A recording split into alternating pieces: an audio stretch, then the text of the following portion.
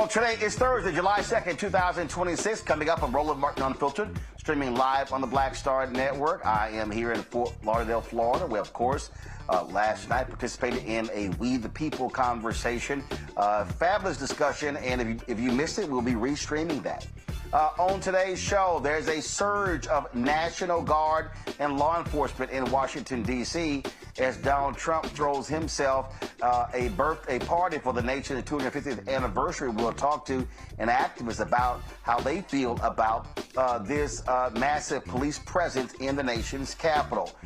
We told you that Donald Trump did not give a damn about police misconduct, and the ACLU has a report that shows that police departments that were under DOJ jurisdiction pretty much are being let off scot-free as a result. The economy, yeah, it's supposed to be this golden age, not doing so well. Lackluster report. And last month's job report that Donald Trump and the Republicans were touting, yeah, they had to revise numbers down. Morgan Harper will be joining us to explain. Poor white MAGA supporters. I told y'all were stupid. I told you Donald Trump didn't give a damn about you. Wait until I break down how Donald Trump has just taken advantage of this country and earned himself billions of dollars. And all of you idiots who invested in his crypto, you have lost money. That's right. So, and a white Republican Pennsylvania state representative claims that the black House Speaker ejected him from the chamber. Well, Speaker Joanna McClinton will join us on Roland Martin Unfiltered to explain. It's time to bring the funk on Roland Martin Unfiltered on the Black Star Network. Let's go. He's got it. Whatever the miss, he's on it. Whatever it is, he's got the scoop, the fact, the fine. And when it breaks, he's right on time and it's rolling.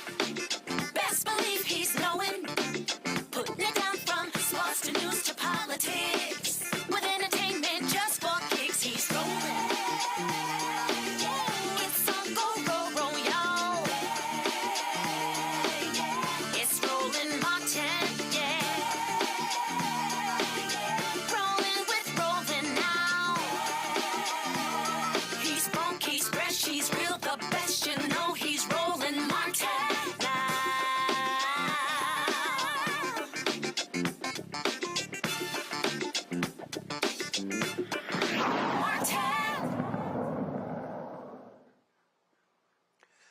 The death of one-year-old Cohen Wiley, who was shot and killed by cops in Senatobia, Mississippi, has been classified as a homicide. That one-year-old was shot and killed in a Walmart parking lot on June 14th during an attempted arrest of an alleged shoplifter. Well, newly released autopsy findings obtained by the family's legal team has raised questions about what the police say happened during the shooting. On Wednesday, family attorney Ben Crump addressed the findings, which he says contradicts what police said happened. And what we're trying to point out is that they need to show us what was warranted to shoot into this vehicle.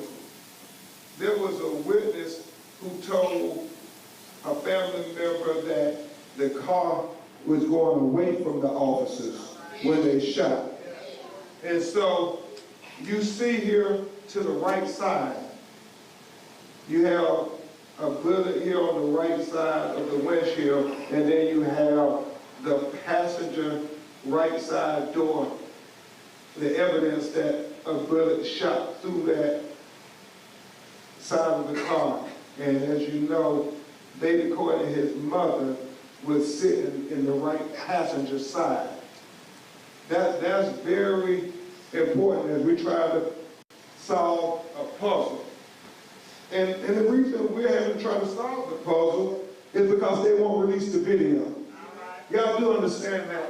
We wouldn't have to do all of this if they released the video. I mean, with the body camera, the dash cam on the vehicles, Walmart surveillance video. Y'all know Walmart got a lot of surveillance video. We are pretty confident if they release that video, it will show us exactly what happened. Right, Attorney Turner? And so I'm so grateful I got good investigators like Kareem Ali who were able to get photographs of the vehicle, even though the Mississippi Bureau of Investigation hasn't released anything to us. So you got right there Mama and baby Coda in the car. And if you look at what Dr. Mitchell said, the shot was from a side, right side, and it went through his body, and it exited the left side. Not a front or back. So that meant when baby Coda was shot, this police is shooting from the side. You can't get that shot from the front. We talk about this a lot on this show, that what often happens when police know that it was a proper and just shooting, they will quickly release body camera footage, dashboard camera footage, but they have not done so. We've seen this before, and typically they'll say, well, the Mississippi Bureau of Investigation, they're leading this investigation, but the same thing happens. There have been other cases where things happen, and they were very quick to release video. And so what Big Crump is saying is absolutely on point. And so no dash cam video and no Walmart parking lot video has been released to the public. Let's bring in our panel. Dr. Greg Carr is chaired, Dr. Greg Carr is with the Department of Afro-American Studies at Howard University. Joining us from D.C., Dr. Derek Jackson, State Representative from Georgia out of Atlanta. Dr. Larry J. Walker, Associate Professor, University of Central Florida out of Orlando. And so, yes, we have 3 alphas on today's panel. All right, appreciate it. Thanks a bunch. This is consistent. This is consistent, Larry, with what we've seen in the past. When police, when they know that they've screwed up, they will slow walk the body camera footage, the dash camera footage, and that's what you see going on right here. They're trying to outlast the outrage. This is all, a media communication strategy that you know better than anyone else, Roland. As you said, they're trying to slow walk this and hope that the local and national media will forget about it. But killing a 1-year-old child is unforgivable. And we do need to see the body cam footage. And I think your point about the numerous times in which they've released it, when they think, like you said, when they think that the shooting is justifiable, that information gets released quickly. But in this case, apparently, the death of a 1-year-old black child is not worth the very easy task of releasing the footage. Not only, like you said, in terms of that body cam footage, but in addition to that, Roland, in terms of, like you said, Walmart and any other video that's available. This is atrocious. I mean, it's unforgivable, as I said, and we really need to get to the bottom of this. There are things like this that give me nightmares as a parent, and is another example of when in law enforcement behaving in a way that another black body is lost, particularly a child whose life has just begun and never had the opportunity to actually live. So once again, we need to see all the audio and visual evidence to find out exactly what happened with this particular horrific murder. Well, what just often happens, Derek, when we have these cases, and again, you have a cop that says, oh, they were coming towards us with the car. Again, let's look at what we're talking about here. This wasn't a capital offense. This wasn't somebody being held hostage. This wasn't a kidnapping. This wasn't a mass shooting. The call was an alleged shoplifter. And I just don't think when you're police, you come on the scene, your first reaction, let's pull my gun out and let's fire into a car that had 2 women and a child because over an alleged shoplifting of some diapers. You're exactly right, Roland. I mean, this scenario did not warrant the use of deadly force. I mean, you can run the tape, you can see the tape, you can see all the evidence, and deadly force should not even be part of this equation. But let's unwrap this whole situation, Roland. You got a DOJ that not going to do anything. You don't have the civil rights of the DOJ there to assist in this matter.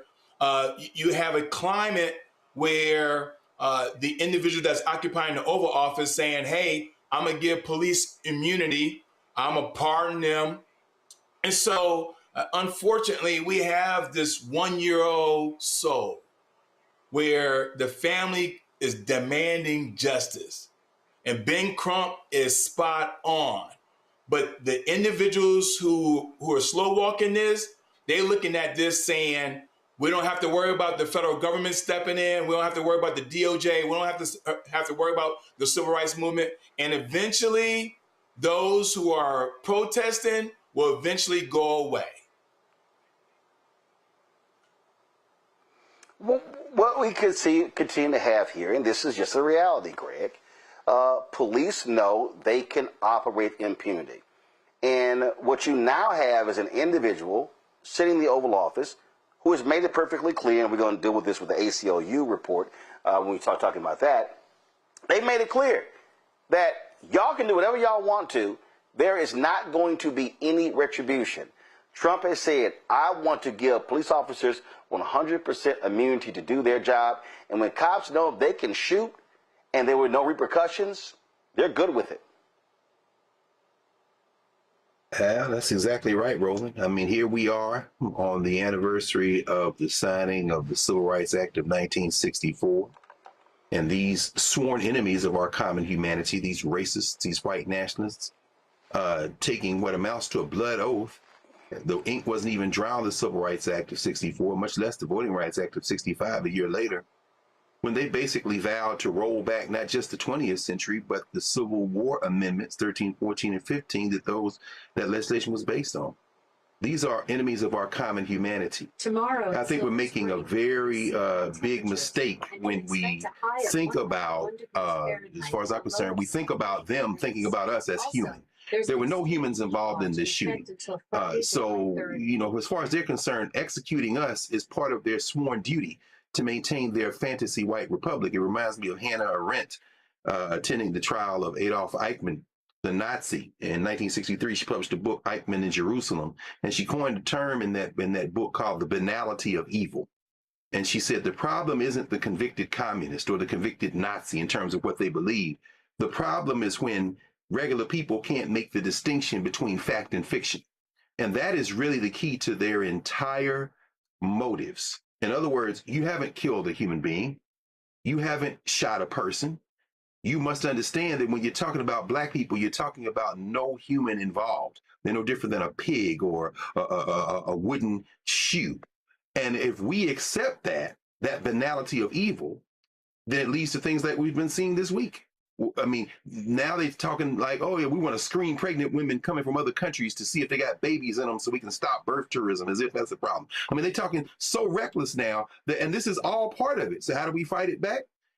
Well, you know, I'm going to say less about this at this point, but I think it begins with us never conceding the idea that we're not human. But I think we need to stop behaving as if they think we're human. I think that's a fatal mistake.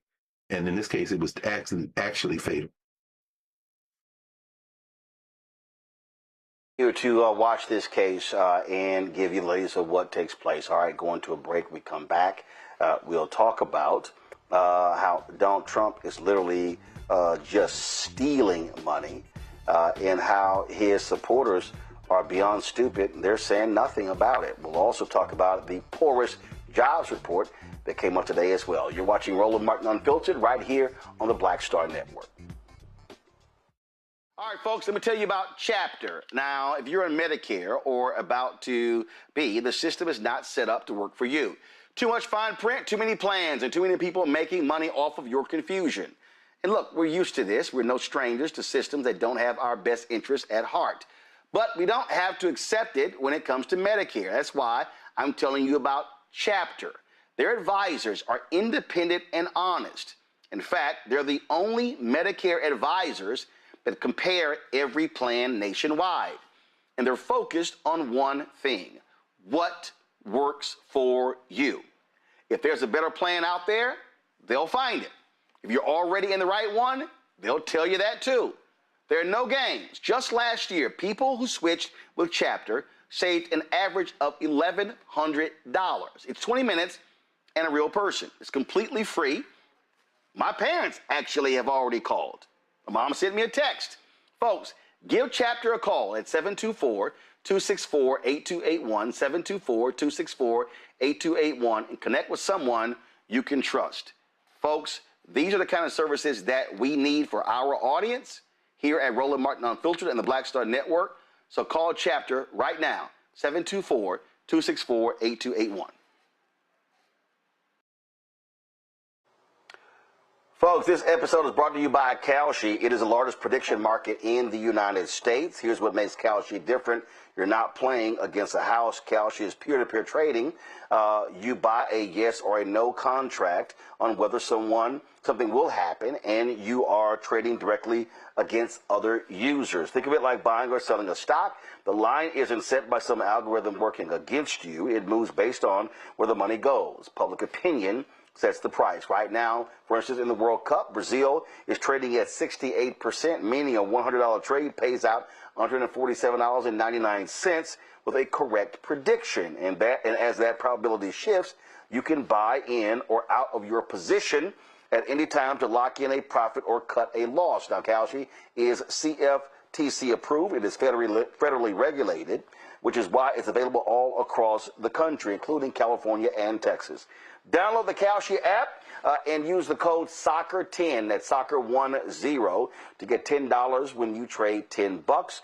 You can also sign up at Kalshi, KALSHI.com/R/SOCCER10, which auto applies the code at checkout. Kalshi, KALSHI, trade. What's next? Medicine and science under attack. I want to keep you and your family informed and healthy. I'm Dr. Ebony Hilton, and I knew at the age of 8 that I wanted to be a doctor. So I studied hard and became the first African-American female anesthesiologist hired at the Medical University of South Carolina since its opening in 1824. And I always say I was made into a doctor, but I was born to be a mom. And as a new mom, wife, sister, daughter, and friend, I understand how frightening a medical crisis can be. I care for individuals on some of the worst days of their lives, and it's my mission to provide you with a safe space to gain clarity on issues affecting your mind, body, and soul. I recognize that there are health disparities, particularly as it pertains to race, and I want to help bridge the gap between you and your healthcare providers. Join me every Thursday for Second Opinion on the Black Star Network, where each week I'll invite experts from various medical fields to share the latest health news. We'll discuss topics such as the vaccine debate, mental and sexual health, medical bias, infertility, menopause, andropause, nutrition, and aging. Together with my medical colleagues, we aim to provide you with a second opinion. Don't miss it, Thursdays only on the Black Star Network. It's your boy Earthquake, giving Roland Martin something to do, because he don't know what to do. He from Texas. Ain't his fault. 1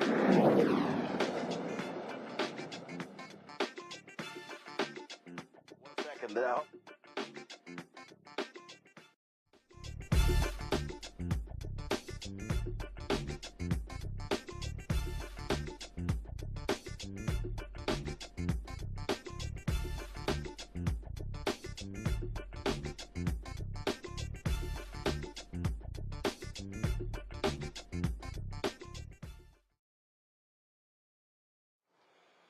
Folks, we told you, we warned you that if Donald Trump got back into the White House, they did not give a damn about any of the Department of Justice investigations that were launched against police departments in this country. We had a real civil rights division under the Department of Justice led by Christian Clark when Biden was president. Well, you don't have that now within Harmoot, whatever the hell that nutcase is.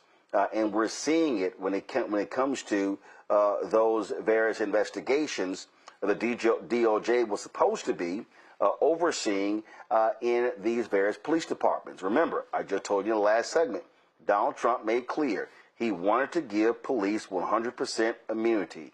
He did not want them to be investigated. You might remember the last time he was there. You had Attorney Generals Jeff Sessions and Bill Barr saying they wanted to pull back on consent decrees because they said it was hurting the morale of police officers. Well, the ACLU, what they've done is they've actually studied this. They've looked at what has been going on with these investigations, and what they see is exactly what we expected. Nothing.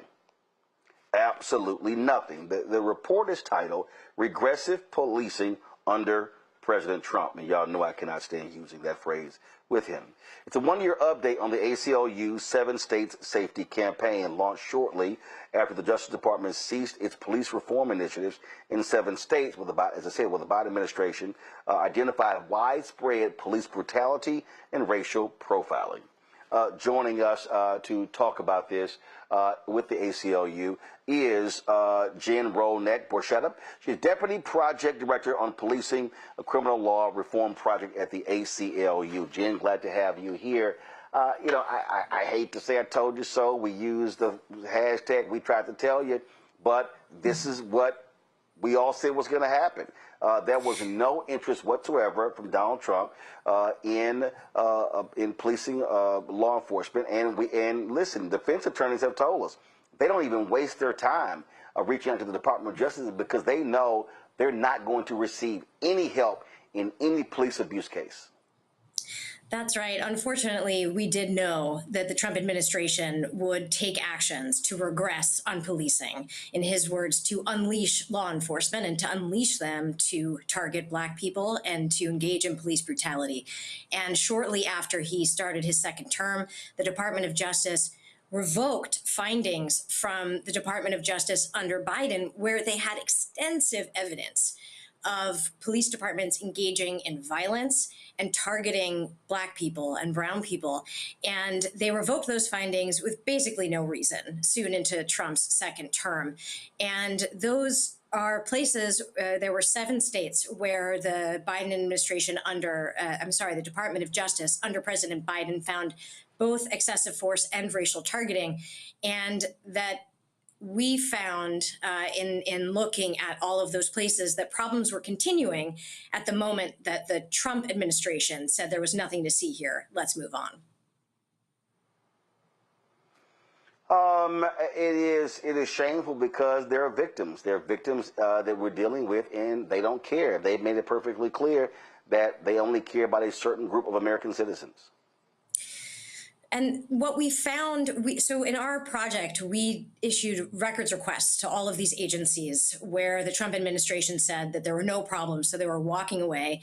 They were abandoning these communities. These were all cities and places where the Department of Justice was promising reform to end these practices of police brutality and racial targeting, and working with community members who had asked for DOJ's help because of these abuses that they were seeing in their own communities. And we sent these records requests to all of these places to see for ourselves what was going on. And these requests sought mostly use of force reports that police departments keep in the ordinary course of their work. And these were reports that showed us what was happening in early 2025 when the Trump administration walked away from reform and abandoned these communities. And we found that there were problems continuing. Things like, in Minneapolis, where George Floyd was killed, we found examples of Minneapolis Police Department officers putting their knee on someone's neck. In 2025, we found examples in Louisville, where Breonna Taylor was killed, of officers who were using force against people who were already restrained. These kinds of problems that really put people's lives at risk. Absolutely. Go to my panel here. Derek, your questions for Jen. Yeah, Jen, I appreciate the work that you all are doing. I know as a state legislator, I use the ACLU's findings, your work, to help me shape policy here in Georgia. But I'm curious, though, based on your findings, specifically around Louisville and Minneapolis, what are some of the conclusions that you're seeing as it relates to the negative impact to public safety, and civil rights. Right, and we're seeing negative impacts on both civil rights and public safety, and of course those things are linked, right? Because you can't really have public safety without civil rights. And what we were seeing were problems in certain areas that it was concerning, both because these are problems in and of themselves, that's concerning, but also because they were the same problems DOJ had identified that these communities needed to work on. So one example is escalating in mental health crises. When they know someone is having a mental health crisis and the police officers engage in actions that actually increase the likelihood of harm, and increase the need for force. We saw examples of officers using force. In one example, striking someone 7 times with a conducted energy device, what people commonly know as tasers, against someone who was in a mental health crisis, where that could have been avoided if they'd used de-escalation techniques that DOJ was saying they should be using. We also saw problems with officers using dogs. We saw this in Louisville, police dogs, where this was a problem identified by DOJ, that dogs weren't properly controlled, that they were biting people, and that the officers couldn't get them off of people once they were deployed. And this causes really serious harm if these kinds of tactics aren't properly used. We also saw problems with agencies that weren't doing proper reviews of use of force. I mean, one reason that use of force is so important to document is so that the agency, the police department can itself see what officers are doing, because that's an opportunity to step in, to correct misconduct, and to show officers the proper way to use their authority.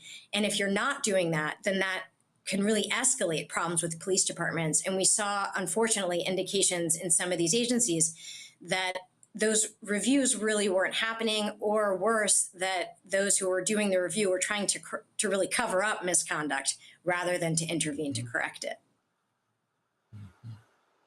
Greg?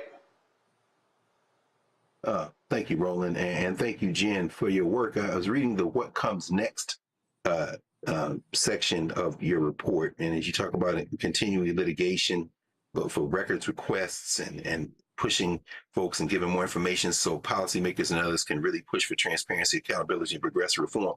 I'm thinking about Harris County, Roland's home ground there in Texas, and how the Texas Supreme Court ruled that the state is trying to stop support for nonprofits that are helping immigrants down there, and as these people are escalating, picking up folk and harassing folk. Have there been attempts to stop the ACLU, either in the lawsuits or by policymakers trying to drain your resources, or prevent you from filing these cases and these records requests? And if so, have you approached for pushing back against those kind of things? Absolutely. Unfortunately, there were a lot of agencies that really delayed in giving us information. And, this is information that under state laws, they have to turn over. And even though that obligation was really clear, a lot of these agencies really delayed. We had law enforcement agencies like in Memphis, where they just said no. They refused to provide any of this information that under state law they're required to give us until we filed lawsuits. And the problem is not just that takes resources from lawyers like me, but also that, it's really supposed to be that people in communities should be able to get information about their police department so they understand what's going on, and so that they can be informed when they go to their local policymakers to try to get change to protect them from police abuse. And so this was really concerning that we saw so many police departments really abuse their control over police records to really delay and try to cover police actions. But what we're doing is we know that change can happen, and it comes from folks in communities who are really pushing for police reform and working with people who have power in their communities to get that reform to happen. That's the way we really see change in policing. And so we, in this campaign, we partnered with groups in these different states so that they could get this information and then try to take it to their communities and to the people who represent them in their local towns to try to get this change, to keep moving it forward, even though DOJ was abandoning them, and try to interrupt the progress towards reform. Thank you. All right, Larry. Thank you for sharing some of the details on the report. Over the last several months, we've seen, a lot of federal involvement in terms of immigration enforcement in jurisdictions throughout the United States. And I'm wondering if you're seeing anything, some reports, data, and talking to people on the ground in terms of, has that some of these federal interventions in any way supercharged like local excessive force reports at all? And like I said, as you've seen these trends over the last couple of months, Minnesota, among other jurisdictions throughout the United States. We have seen two ways that the Trump administration's abandonment of police reform and encouragement of police misconduct has come up in police departments that are local and state police departments. One is with the federal government sort of coming in and forcing local police departments or pushing local police departments to engage in these aggressive tactics. We're seeing this in Memphis, for example, one of the places where Trump tore up findings of racial targeting and excessive force. They then went in under an order from Trump with federal agents to really flood Memphis with both federal agents and state and local law enforcement working together on this, using the same tactics. That there's been excellent reporting showing that these tactics are racial targeting and that they're using excessive and aggressive tactics. So the same ones that Memphis was supposed to get reform on, now Trump is turbocharging those with this influx of federal actors. And we also see that that's sort of encouraging aggressive and racially targeted practices from other local police departments. Jen, tell folks where they can go read the report. You can find it on our website, aclu.org. It's called Regressive Policing Under President Trump. We hope you'll read it and that you'll help to fight back against police abuse. All right, Jen, we surely appreciate it. Thanks a bunch for the great work. Folks, we'll be right back on Roland Martin Unfiltered on the Black Star Network. Don't forget, support the work that we do. Join our Bring the Funk fan club. Our goal is to get 20,000 of our fans contributing on average $50 each a year. It comes out to $4.19 a month, 13 cents a day. You want to support our work via Cash App. Use a striped QR code. You see it right here. If you're listening, go to blackstarnetwork.com for ways to give. Checks and money order. Make it payable to Roland Martin Unfiltered, P.O. Box 57196, Washington, D.C., 2003 7-0196. PayPal's R. Martin Unfiltered, Venmo RM Unfiltered, Zelle, Roland at RolandSMartin.com, Roland at RolandMartinUnfiltered.com. We'll be right back. All right, folks, let me tell you about Chapter. Now, if you're on Medicare or about to be, the system is not set up to work for you. Too much fine print, too many plans, and too many people making money off of your confusion. And look, we're used to this. We're no strangers to systems that don't have our best interests at heart. But we don't have to accept it when it comes to Medicare. That's why I'm telling you about Chapter. Their advisors are independent and honest. In fact, they're the only Medicare advisors that compare every plan nationwide. And they're focused on one thing: what works for you. If there's a better plan out there, they'll find it. If you're already in the right one, they'll tell you that too. There are no games. Just last year, people who switched with Chapter saved an average of $1,100. It's 20 minutes and a real person. It's completely free. My parents actually have already called. My mom sent me a text. Folks, give Chapter a call at 724-264-8281, 724-264-8281, and connect with someone you can trust. Folks, these are the kind of services that we need for our audience here at Roland Martin Unfiltered and the Black Star Network. So call Chapter right now, 724-264-8281. A decade of love, joy, and power. Black Voters Matter is 10 years old, and we are just getting started. This is love with a purpose. This is Black joy in motion. This is unstoppable power. Across campuses, neighborhoods, and back roads. Let's go! We show up not just to vote, but to be seen, to be heard, to belong. We ride together. We organize together. We remind each other that our voices matter, because they always have. Black Voters Matter is about more than ballots. It's about housing and healthcare, clean water and living wages, education, reproductive freedom, and dignity. It's about turning pain into action, turning belief into movement, turning community into power. We don't wait to be invited. We bring the energy. We bring the love. We bring the people. Because when Black communities come together, we don't just survive, we thrive. This is how change happens. This is how history moves. We organize, we build, we win. Hey, I'm Tasha Cobbs, and you are watching Roland Martin Unfiltered. But I need a little filter. I need something. Blow me out. Make me look 35.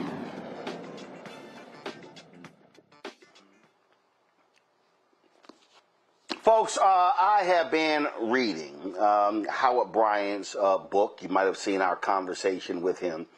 It is called Kings and Pawns, Jackie Robinson and Paul Robeson in America. It's a fascinating book. And what it deals with this clash that took place between two individuals who actually never, ever met. I'm still stunned that Paul Robeson and Jackie Robinson never met, considering they were, in essence, two of the biggest Black figures in America at the time. And it talks about when how Branch Rickey pretty much wanted Jackie Robinson, and how he arranged and set it up for him to testify before Congress against Paul Robeson. And Paul Robeson was being branded a communist, and Paul Robeson wouldn't fall for the okie doke. And Robeson was making it perfectly clear that he was a patriotic American, but he was not going to simply have the same view of patriotism as white folks. And so Jackie Robinson was being hailed as the right African American, the right person. They love that phrase, be a credit to your race. And so Robinson testifies before the House Un-American Committee. But when you understand Jackie Robinson in this book, you'll see that as he continued his career, his view of America changed. His view when it came to the flag changed. When it came to the Star-Spangled Banner changed. In fact, if you read Jackie Robinson's book, I Never Had It Made, he said that he couldn't salute that flag and the Star-Spangled Banner because of how Black folks were treated. Then you start thinking about Black folks in the military. You start thinking about what they endured, and after World War I and World War II, Black soldiers were coming back, and there were fights in depots. Like literally, as they're getting off of the trains, how in World War II, Nazi prisoners of war were put in the cars ahead of Black soldiers, and these were Nazis. We can go on and on and on. And so what white folk don't seem to understand is Black folks' perspective of American patriotism is far different from theirs. It's apple pie. It's everything is great. America is wonderful. That is not how Black folks actually see it. And Associated Press did a poll dealing with this whole issue, and it shows you the different view. 3 out of 10 African Americans said that they display the American flag. Just 22% view it as a unifying symbol. In contrast, 55% of white Americans see the flag as a unifying symbol. Researchers explain that many Black respondents have a different perspective on the flag due to the historical context of slavery, segregation, and ongoing racial discrimination. Participants also say the flag represents not only what Black Americans have fought to achieve, but also the freedoms the country has yet to deliver. You've heard me say this also. Every time you see an instance of police brutality, there is a U.S. flag that is on the shoulder of that police officer. So this poll is not shocking to me, Greg. And this right here is the point that a lot of people don't seem to really understand. In fact, I'm going to pull it in a second. We're going to play it.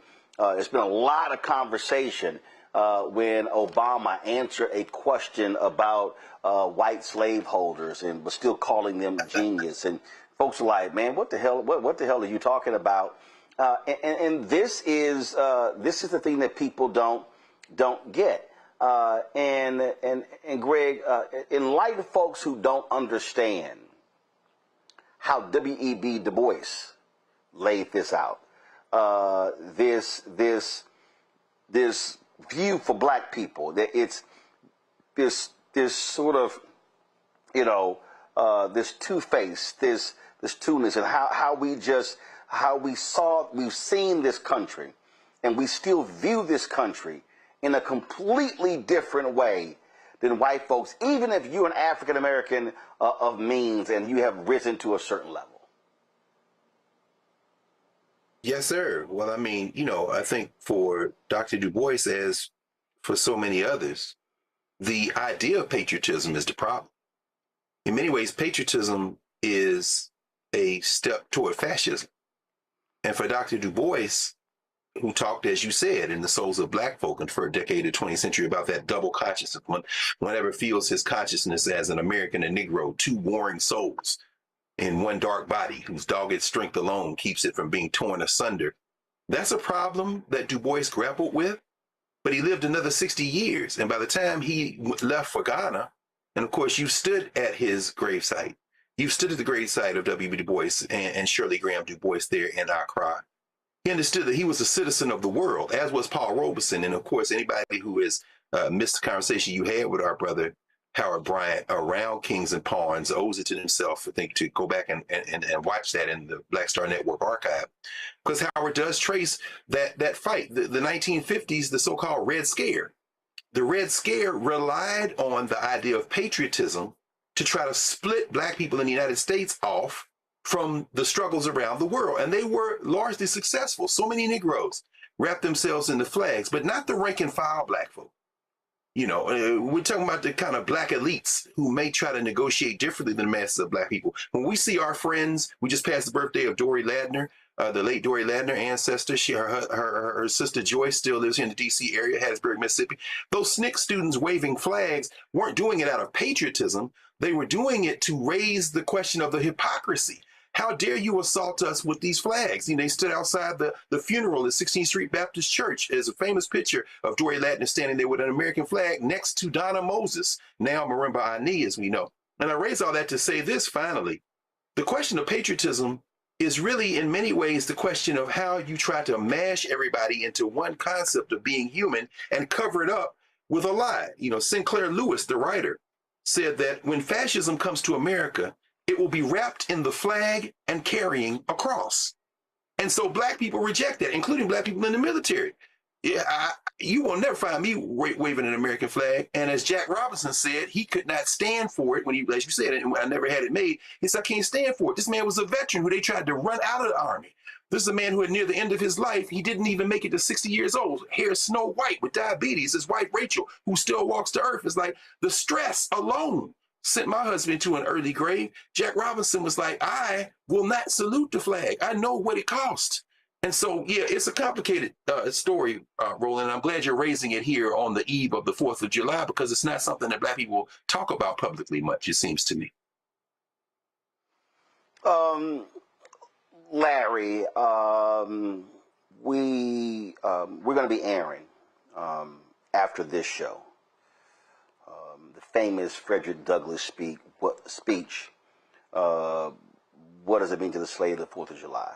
And what I had a bunch of different entertainers and others and activists who read different portions of that speech.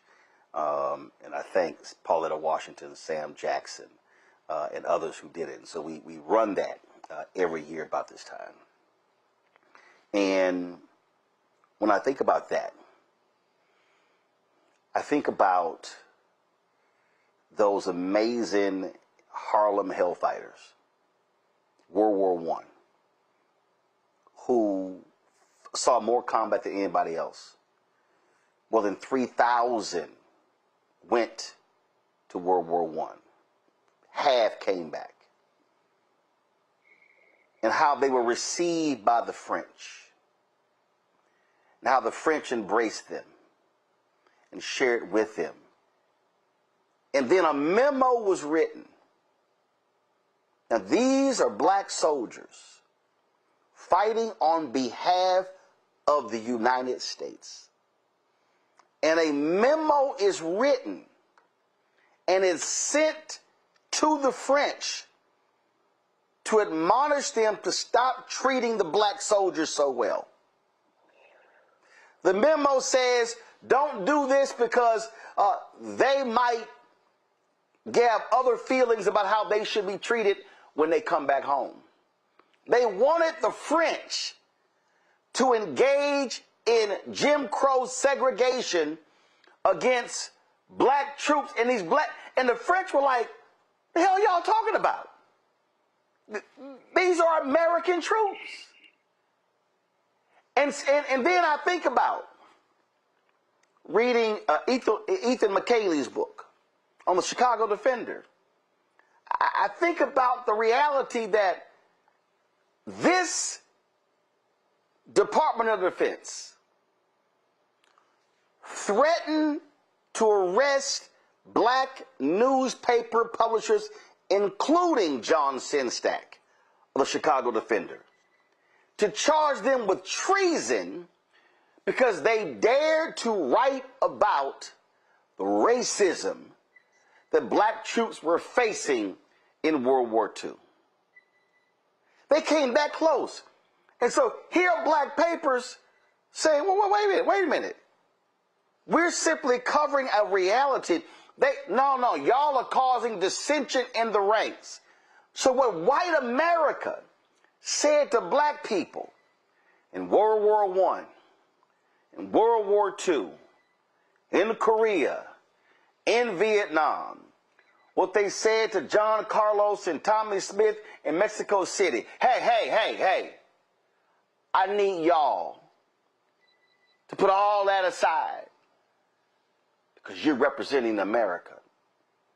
And when you represent America, you're supposed to be appreciative. And you're supposed to drape yourself in the flag. And last point, Larry, Jesse Owens said, Hitler did not disrespect me. It was President Franklin Delano Roosevelt who would not receive me at the White House.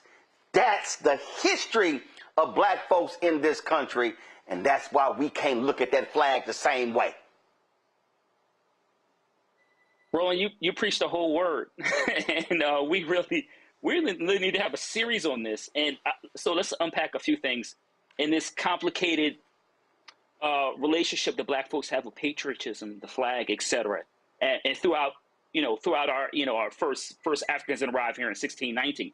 So one of the things you mentioned in terms of the U.S. military then is also talk about today in Secretary Hegseth and what we're hearing about black military officers who deserve promotions who are having their names removed. So you talked about World War I, World War II specifically. Those issues relating to blatant discrimination still exist in a post-racial society, right? So we've gone a full circle and are still dealing with the same issues that those same brave soldiers, that Harlem Hellfighters, among others, dealt with during World War II. I think the other point is, you mentioned Du Bois and Brother Carr talked about double consciousness. The other thing that Du Bois talked about is the veil in terms of, in Souls of Black Folk, in terms of how black folks in white America view what it is like in terms of this racial caste system. And so black intellectuals and other folks, civil rights leaders, have been talking about this complicated relationship of how we view the flag for decades. You talked about Frederick Douglass, right? Who predates Du Bois, right? We keep talking, once again, that full circle moment. I think ultimately we find ourselves in is it's like being caught in a time warp, right? When you repeat the same, like Groundhog Day, a racial Groundhog Day, we're forced to repeat the same events, but in different times, over and over again. And Dr. Carr made the point about people seeing our humanity and being careful mentally to not internalizing that and let people think that we are inhuman and allowing them to dehumanize us. But overall, as black folks, we have to continue to fight for what is our rights, because we fought to dismantle Jim Crow, and those Great Society programs, among other really key tenets, have been dismantled. And once again, we're full circle and right back where we were, where my parents were. I want to note lastly, Roland, that my parents were born during Jim Crow. I'm first generation post Jim Crow. My son now has to deal with some of the same challenges that my parents did in a different era and not benefit from all the hard work that they did and the programs I benefit from now have been removed, and he can't benefit from those programs anymore. Derek, I don't watch soccer. I don't. Just no interest. But we have seen the photos and the videos of Michael Kuka. He is the man from the Congo.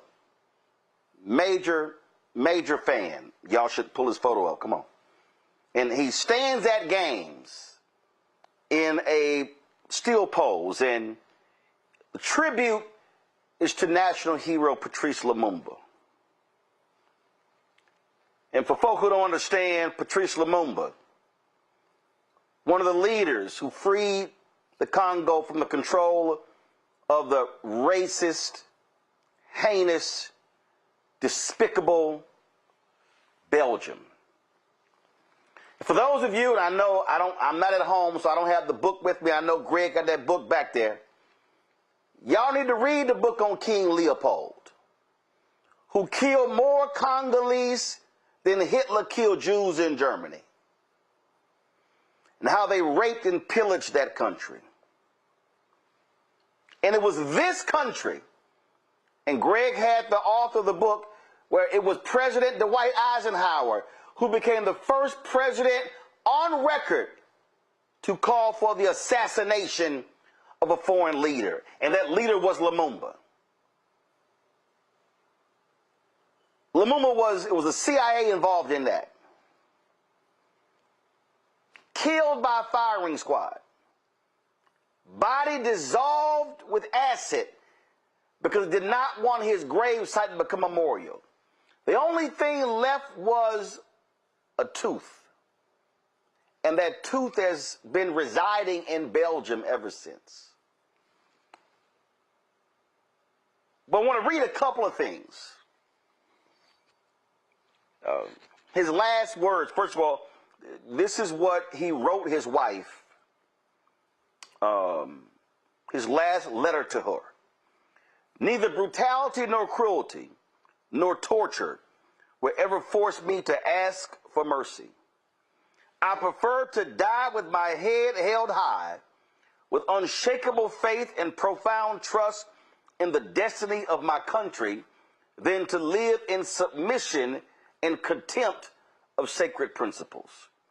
History will one day have its say, but it will not be the history taught in Brussels, Paris, Washington, or the United Nations. Africa will write its own history, and it will be a history of glory and dignity. But these were the final words to his countrymen. And when y'all have that Lumumba video, I need to roll it, please. He said, "My dear countrymen, in joy and in sorrow, I will always be with you. It was together with you that I fought to free my country from foreign rule. Together with you, I'm fighting to strengthen our national independence. Together with you, I will fight to preserve the integrity and national unity of the Republic of the Congo. Neither cruelty nor violence nor torture will make me beg for mercy, because I prefer to die with my head raised high with unshakable faith in my country's predestination, rather than live in submission, forsaking my sacred principles." It was that flag. It was the Dulles brothers. It was this country that killed him, that led to the devastating reign, deadly reign, evil reign of Mobutu. So when the Congolese see that flag, I wonder what they think. When other African nations see that flag, what do they think? See, this is what white people cannot understand. What they cannot, that's why in our studio, I had that poster from Birth of a Nation from Nate Parker, where the American flag has a noose around his neck. We simply do not see the flag in the same way that they do, because they do not have our life story.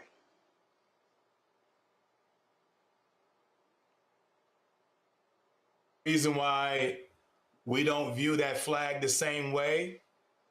And I certainly agree with my dear brothers. We don't see it the same way because we take a comprehensive view. See, for those who say that we should wrap ourselves with the flag, they talk about the triumph. But we see tragedy and scars with this flag.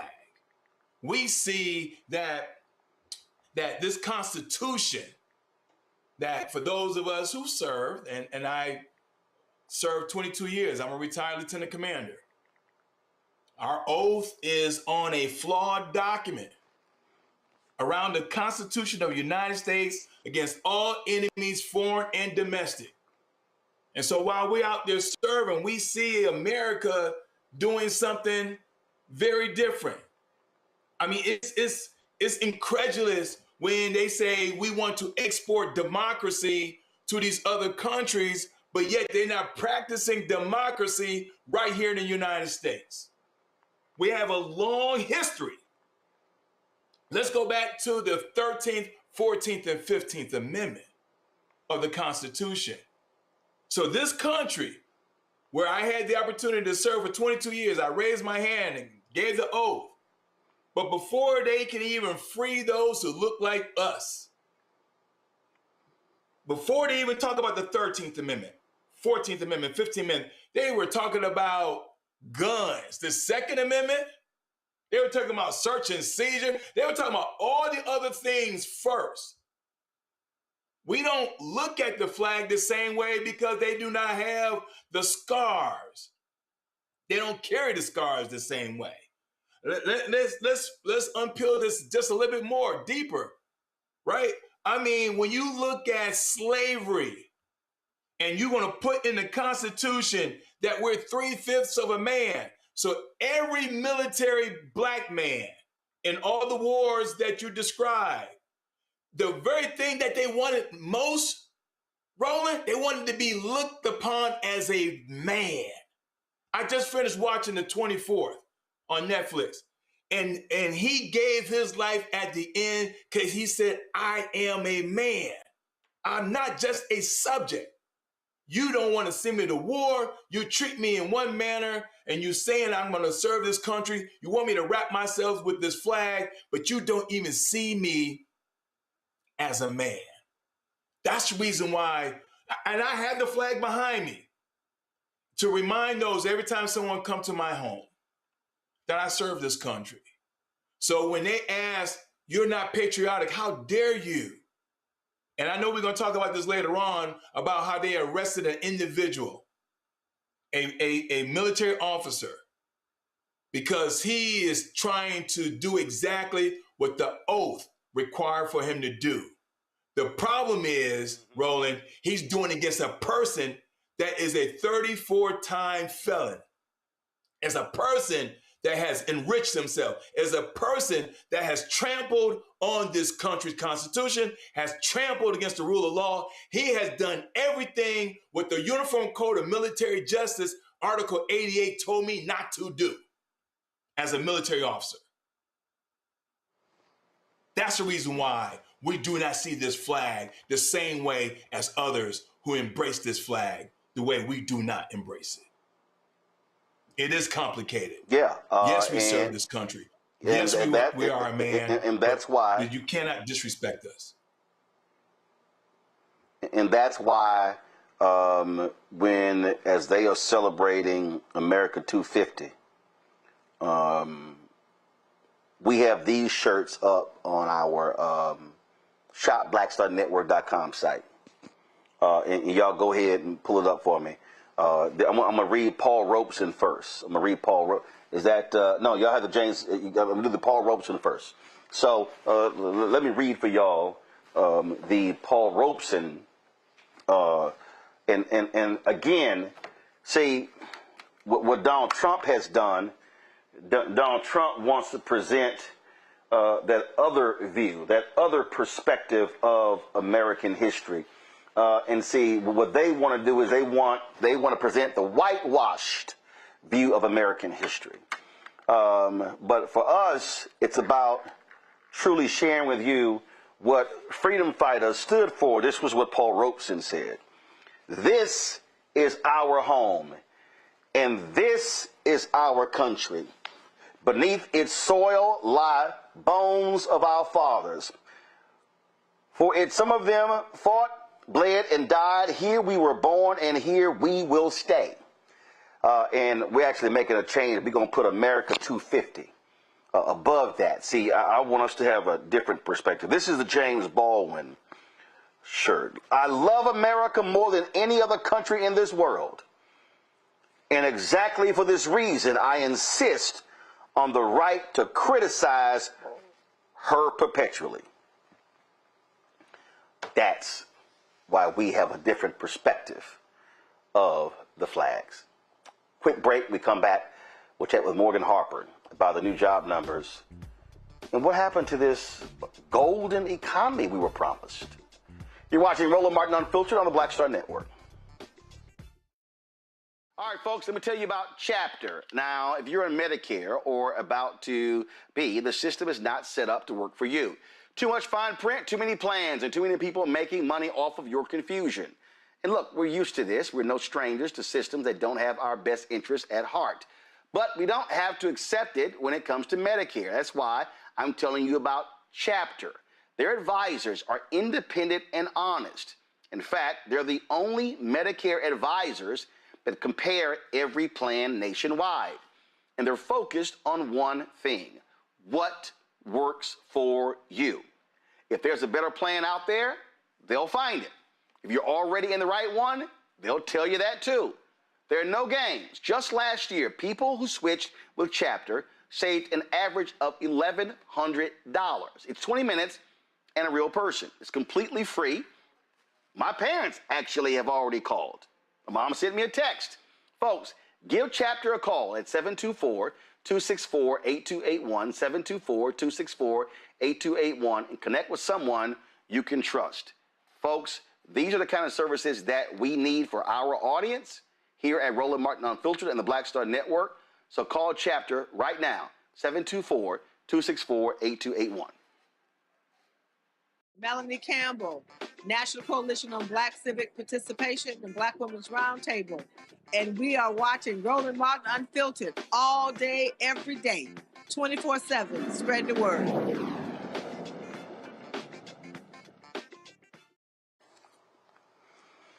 Last month, oh my goodness, Scott Bessent, Donald Trump, they were all hyped regarding the jobs report.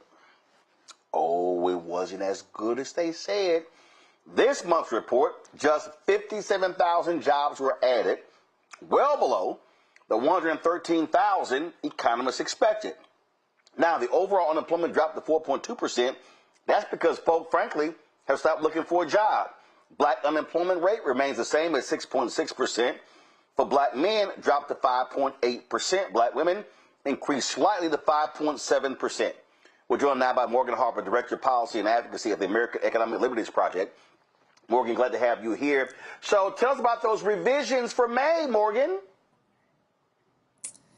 Yeah, I mean, there was a lot of enthusiasm from the White House with those numbers last month that they were, or from May, that they were over 100,000.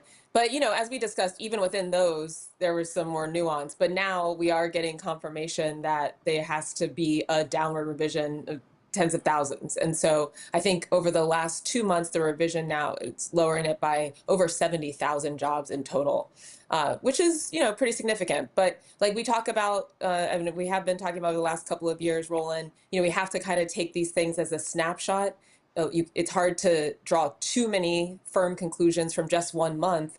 But even looking at the last couple of months, I think we continue to see an economy that has these little signs of vulnerabilities, and that, you know, all is not well, despite what the White House might be saying.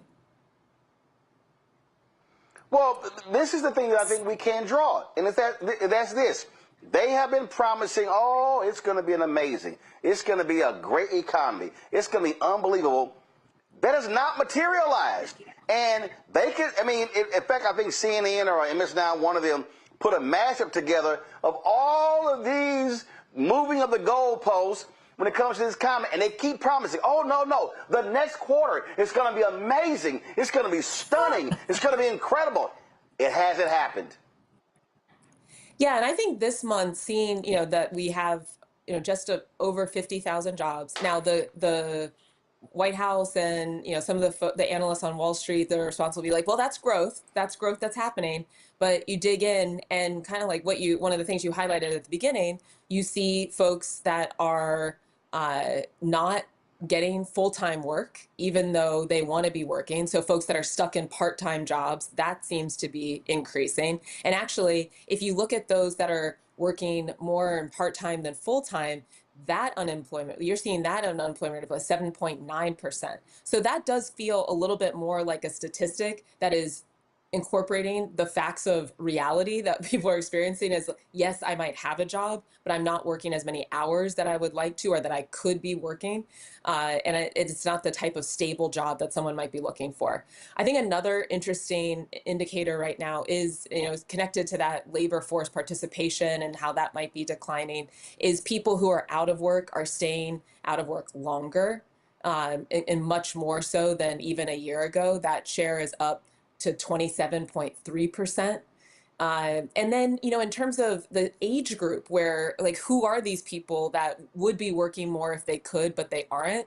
It is this prime age, people who are in their mid to late 20s, all the way up to early 50s. These are your primary, for all of us, primary earning years. It's when you could be working a lot. You're less likely to have health problems. And we have folks in this category that are not working as much as they would like. That is not a good sign at all. The other thing that I would note, and this is something that we've talked about before too, is the type of job.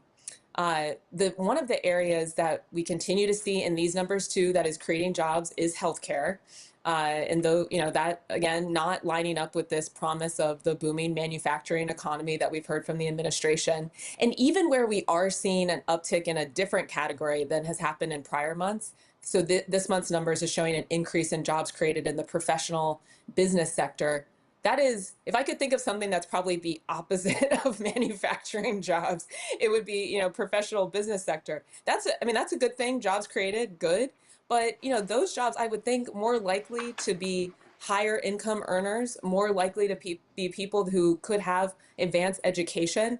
And this is getting to one of the other themes that I think we see this month that we're going to have to continue to monitor, that has been in many ways the story of the American economy over the last several decades, really, is this break between those who are in more wage jobs, lower income earners, and folks that are earning six figures above, millionaire, beyond, that continue to see growth in a strong economy. And so that's why another indicator that they look at from the White House that we're seeing over this last week is that the stock market is doing well, despite all of these areas of uncertainty for the average person. Those that are earning the most continue to seem to be doing really well, and they are able to continue to ride this wave of things like, an AI boom, that's also going to come to fruition. But the main point, again, is that is not lining up with what the promise is, that it's broad-based economic growth for the average American. And the only other thing I'd say before I turn it over back to you, Roland, is prices. So the wage growth, that is another positive indicator. If you look at it by itself, that workers are earning more money, but that has been increased about 3% from this time last year, 3.5%, while prices, the inflation rate is going up by 6%, not adding up at all for the average person to try to maintain their household and keep up with the cost of living. And listen, I just think, frankly, Donald Trump is living off the remnants of the Biden-Harris economy. Same thing that happened in the first term.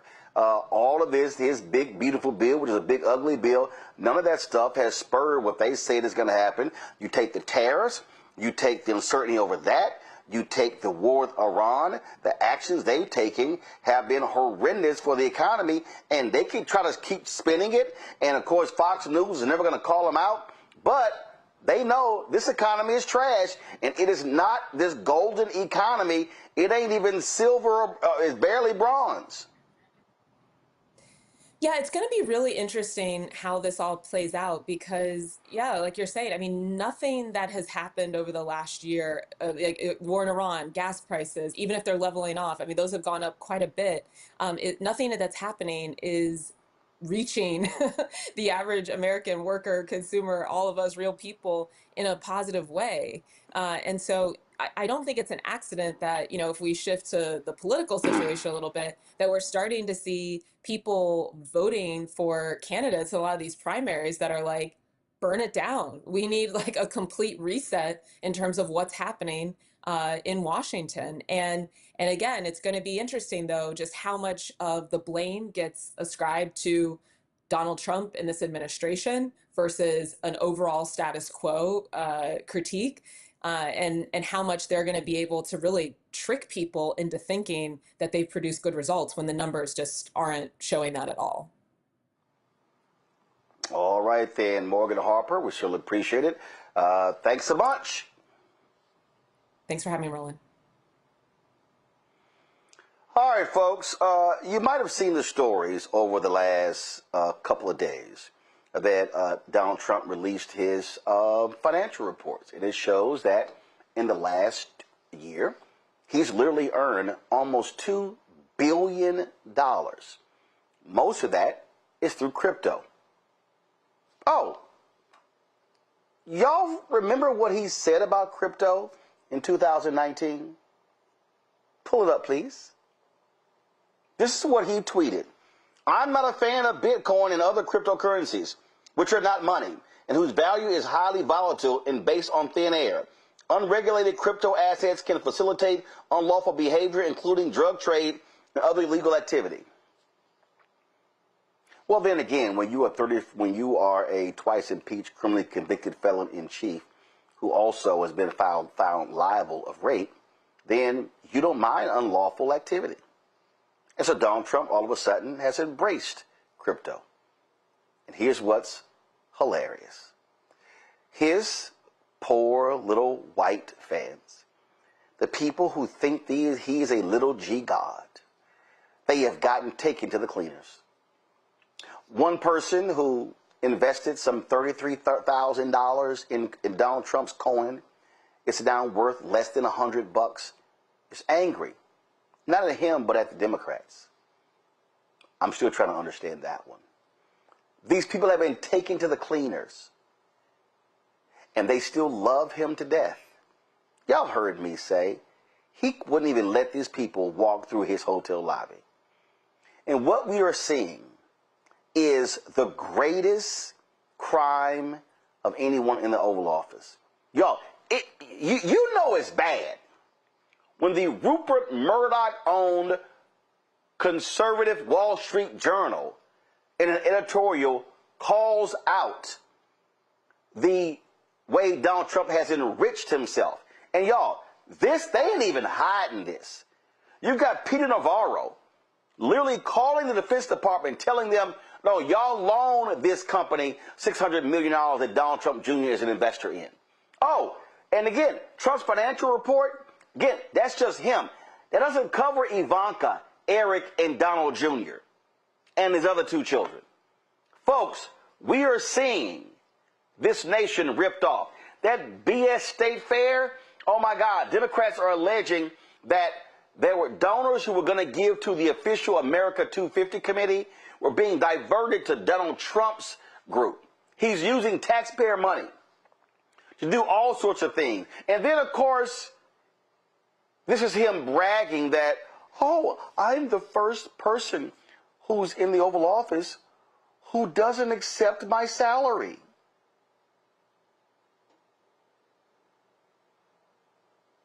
Y'all have the clip? So, this is what's crazy. I want to bring in Tim Wise right now. Tim has been on the show before. Tim, anti-racist educator. Tim, you've called these people out in speeches and others. And I'm just sitting here going, don't you idiots, we try to tell you idiots this. That man don't care about y'all. He ran for president again to stay out of jail, and so he can get rich. And the broke white folks who love him, who buy, them fools bought his little cheap ass watch. They bought the watch. They buy his coins. They buy his Bibles. They buy all this stuff. And you know what, Tim? To him, they're nothing but marks. They're just marks. So check this out. Trump, in the last year, tax documents show, Trump made $10 million. He made $4.7 million on those cheap ass watches, $1 million on the art of the deal, $208,000 on the God Bless the USA Bible with Lee Greenwood.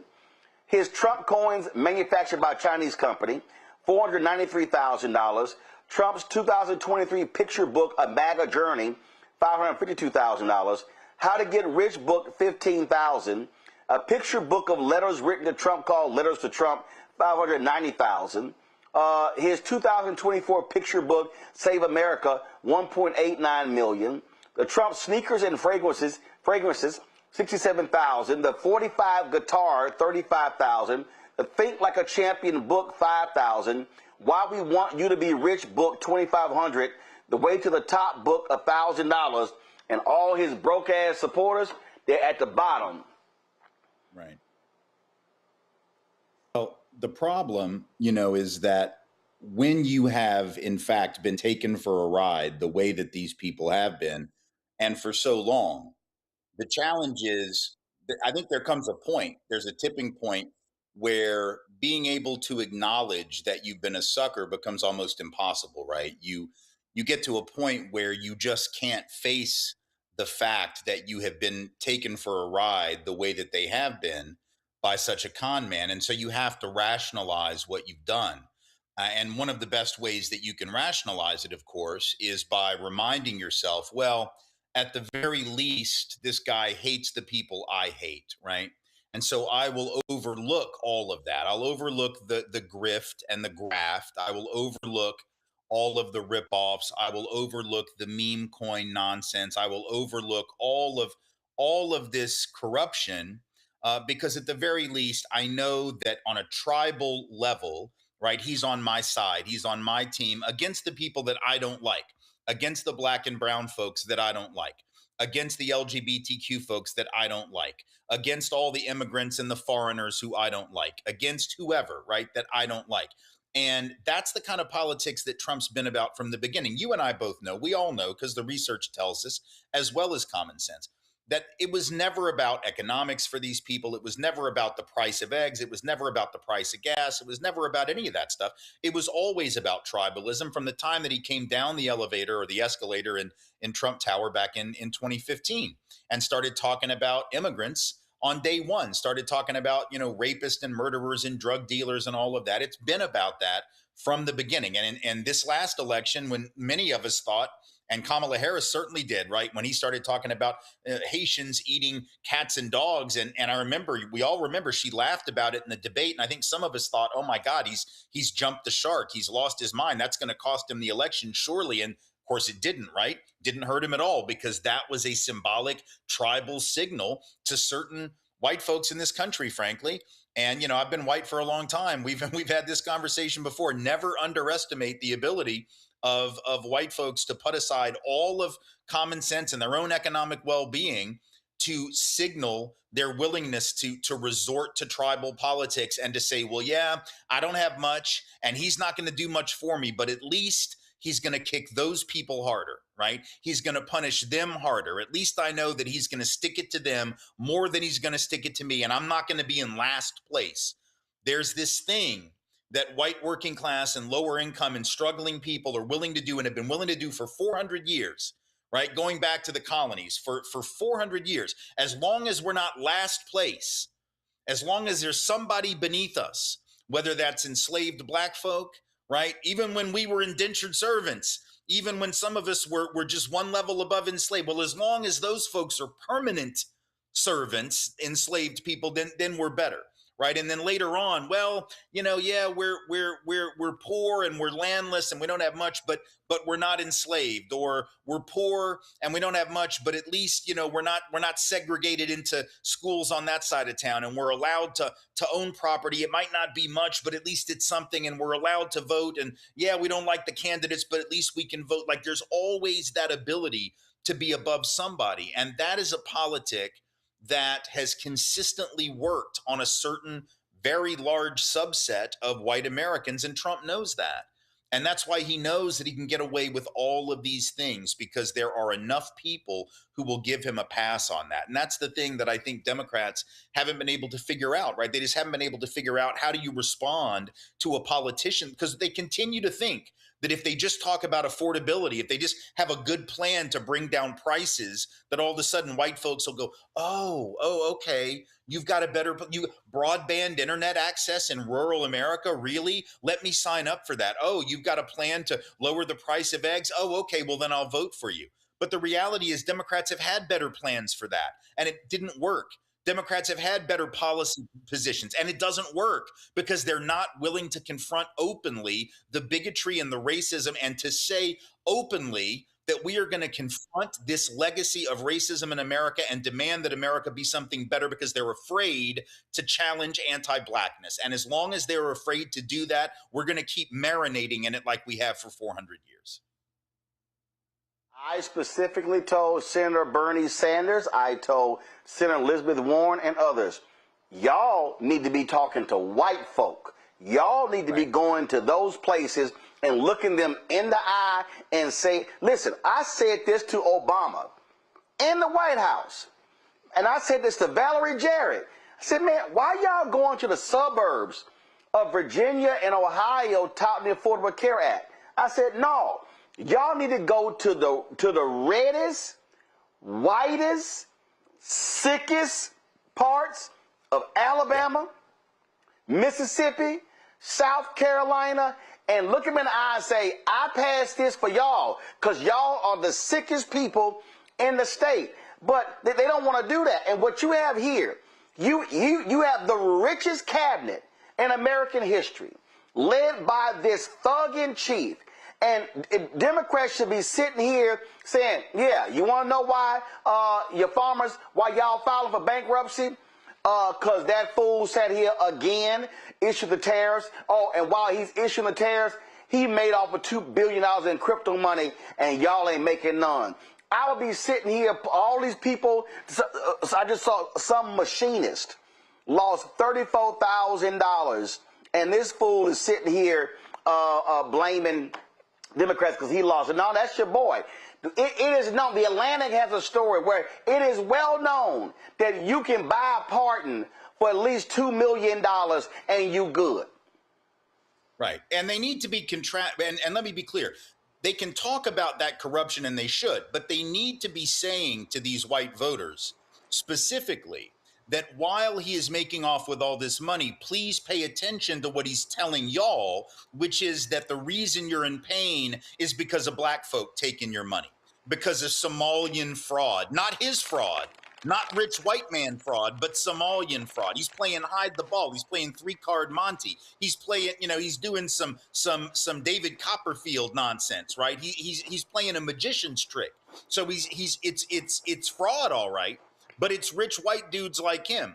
And meanwhile, he's telling you it's black folk. He's telling you it's brown folk, right? So that you'll be mad at them. So you've got to kill two birds with one stone. Yeah, you can talk about corruption and the oligarchy and all the stuff Bernie likes to talk about and those folks like to talk about. But you've got to also make it clear to these folks that the anti-blackness and the anti-brown bigotry is the weapon that is being used to trick them. You cannot run from that. And what bothers me about the Democratic Party, and what bothers me about certain folks on the left of the Democratic Party, is they don't mind talking about the rich folk stuff. They don't mind bashing rich folk as rich folk. They'll talk about class all day long. They'll talk about the oligarchy. Bernie will get up and say the billionaires and the millionaires and the oligarchy, but he will not talk about the anti-blackness that is the flip side of that, because it's both of those things. It's rich folk stuff and white folk stuff. And you have to talk about both of those things because it's a 1-2 punch. And the only way that you're going to build a coalition to defend multiracial democracy, which is what we have to build in this country for really the first time, because the only time we ever really had it was that brief period of Reconstruction. And it got overthrown just like they're trying to overthrow it right now and are effectively doing that.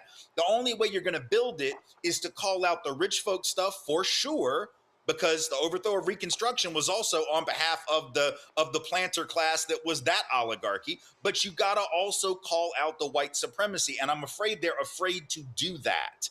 And you can't be afraid to do that, A, because it's the honest truth, but also B, because strategically, if you don't call it out, you send a message to those black folks and brown folks that you are not really behind them and on their side. And then you get surprised when they sit out the election or they don't come out enthusiastically for you. And then you're like, and then you blame them for the fact that you didn't win an election, or you blame them for the fact that you didn't gain as many seats in the midterms as you might otherwise have gained. You've got to ensure that everybody in your base is coming out and that you're bringing over those potential swing voters. And you can't do that if you leave any part of that message on the table, unaddressed. Derek? Tim, I appreciate your work. And you have written over the years extensively around this whiteness. But I want to drill down in the anti-blackness. I'm a state legislator right here in Georgia, and every time we go into the rural parts of Georgia, we don't have the right message. And I mean, listening to you, I don't have the right message because I keep talking about hospital closures. I keep talking about minimum wage. I keep talking about the same thing as a poor white person may want to think about as a poor black person. I need 2 or 3 specific things I can take to rural Georgia around this anti-blackness, because if I frame it right, it won't be considered just as racism. Right. Well, I think you got to talk about the rural hospital closures, but I think the big thing, look, we know from the research on this that the reason that we have inadequate healthcare safety nets in this country for everybody, including those white folks in those rural areas, and I should point out a lot of black folks in rural areas, because there are plenty of black folks in rural America. We don't act like there are. There are plenty of black folks in Appalachia. We act like Appalachia is just a white area. It's not either. But the reason we don't have adequate healthcare for people generally, according to the research, is because of the belief, mistaken belief, but the belief on a part of a lot of white Americans that if we had truly universal healthcare, if we had truly like single payer universal healthcare, the way that all those European countries that we love to compare ourselves to, if we had that, according to the research, large numbers of white Americans think that black people would take advantage of the program and would somehow cheat on that program the way they do, quote unquote, on other so-called safety net programs. So in other words, our racial biases against black folks sponging off the welfare state is the reason that we don't have a more secure safety net, including healthcare. What does that mean? It means that white folks in rural areas who need better healthcare, who need more secure hospitals, who need better programs, who need Medicaid funding, who need more secure healthcare safety nets generally don't have them. So what those folks need to hear is, yes, number one, these people don't love you. These people don't care about you. These people are more than willing to sacrifice your healthcare for some billionaire's tax cut or whatever. That's the class argument. But number two, what y'all need to understand is the reason that they can get away with this is because healthcare in this country, just like public education in this country, just like public housing, just like public transportation, anything with the word public in front of it has become associated with black and brown people. And once it's associated with black and brown people, it becomes vulnerable to budget cutting. And so these white folks end up getting hurt because any kind of public good, any kind of collective good, anything done for the good of the community ends up being seen as taking from the producers, quote unquote, the makers, as Mitt Romney once called them, which are seen as white people, and given to others, seen as the takers, as Mitt Romney called them, right, which are seen as black and brown folks. So ironically, these folks end up getting hurt as the collateral damage of racial bias, the assumption that those people will cheat the program so we can't have a lot of public health spending, right? So that's a way to connect the issue of race to the issue of socioeconomics. It's not that we don't talk about socioeconomics, we just have to be connecting those issues. And the problem is rural people end up getting forgotten about in the healthcare debate. Why? Because so much of the debate has been about racially scapegoating Black and brown people in the cities, right? That we don't even think about the folks in rural areas.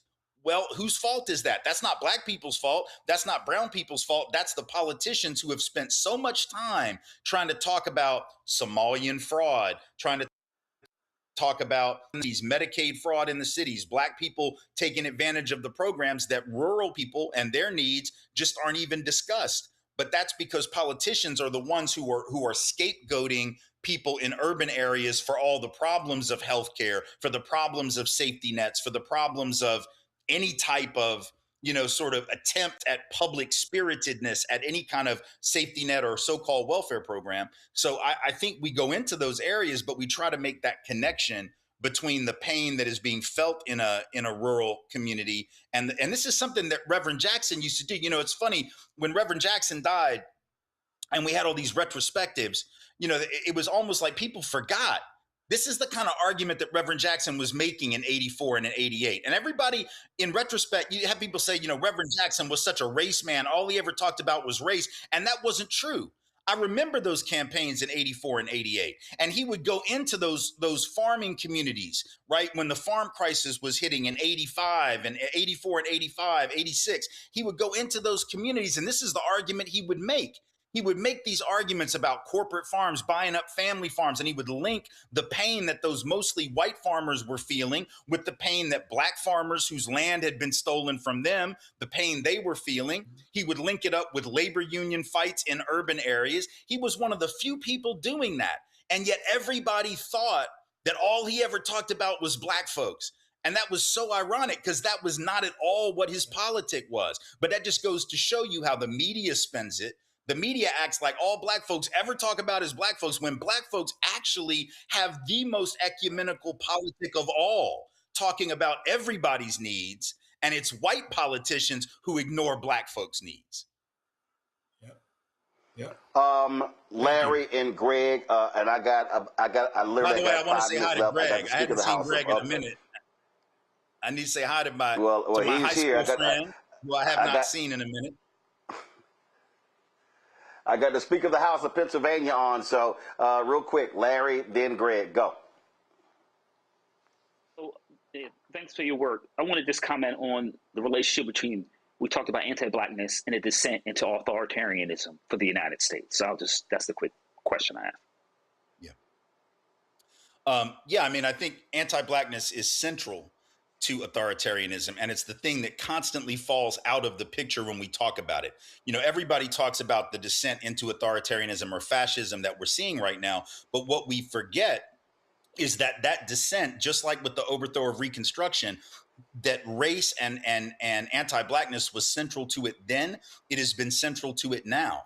That democracy and its opposite, authoritarianism in this country, has never existed separate and apart from the issue of race and anti-Blackness. It has always been the canary in the coal mine. It has always been the cutting edge of that descent into authoritarianism. It has always been the first thing that happens, the first community that gets sacrificed. If you look at history, every time you see the word compromise in front of a policy, right? Whether we're talking about the Compromise of 1877, whether we're talking about the Missouri Compromise, whether we're talking about, you just look at any kind of thing that says compromise, whose interests are usually getting compromised at the end of that, sentence, at the end of that policy. It's usually Black folks who are getting compromised, right? Their interests, their needs are being the ones that are getting the 3/5 compromise, right? Whose interests are getting compromised. So every time that we move away from democracy, typically, traditionally, the interests that are being compromised are going to be those of Black people. And so right now, when we talk about the movement away from democracy, we see what the Supreme Court has just done in the Calais decision. We see what the Supreme Court has done with the revocation of temporary protected status. Look at who that is disproportionately affecting. Look at the rhetoric that is being used in that decision. You see over and over and over again in court decisions and legislative actions and executive orders from the president that as we move into a more autocratic administration, an autocratic future, that almost every single one of those decisions is rooted in anti-Black animus. And yet the Supreme Court does nothing about it. In fact, you have Samuel Alito saying, even with the rhetoric aimed at Haitians that is clearly racist, you have a Samuel Alito saying, well, that's not obviously racist, it's just heated rhetoric. So what the Supreme Court has now said is that it's racist to do anything to increase the number of Black students in colleges and universities. It's racist to increase the Black political power by refusing to dilute their vote, but it's not racist to call Haiti a shithole nation and to say that Haitians are eating animals and that they are dirty and poisoning the blood of the country. That's the kind of rhetoric that is now normalized by the Supreme Court. And that is the kind of descent into authoritarianism that we're seeing right now. There's a reason that the attacks on voting after 2020, right? Where were the places they were investigating? Atlanta, Philadelphia, Detroit.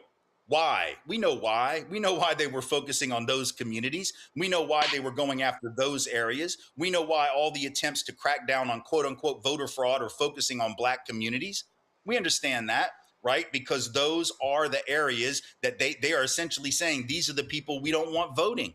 These are the people that are not legitimate voters. These are, there's a reason that North Carolina, when they set out to introduce voter ID initially, according to the courts, they targeted Black voters, according to the opinion of the court, with laser-like precision, literally asking for information on what kinds of voter ID did Black people have less than other forms of ID, because that was the kind of ID they wanted to require. Right.